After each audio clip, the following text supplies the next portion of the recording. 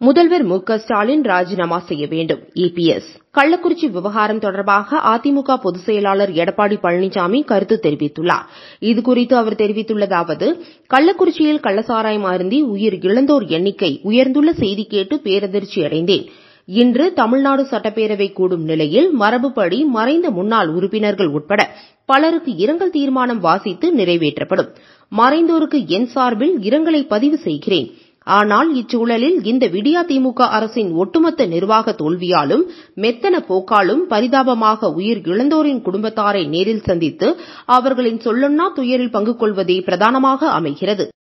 மேலும் இறப்புகள் தொடர்ந்து கொண்டே இருக்கின்றன. இறந்தவர்கள் குடும்பத்திற்கு என் ஆழ்ந்த இரங்கலையும் வருத்தங்களையும் தெரிவித்துக் கொள்வதுடன் மருத்துவமனையில் சிகிச்சை பெற்று வருபவர்கள் விரைவில் குணமடைய இறைவனை பிரார்த்திக்கிறேன். கள்ளசாராயத்தால் உயிர் இழந்தோர் குடும்பத்தாரையும் மருத்துவமனையில் சிகிச்சை பெறுவோரையும் சந்திக்க தற்போது கள்ளக்குறிச்சி விரைகிறேன் என்று தெரிவித்துள்ளார்.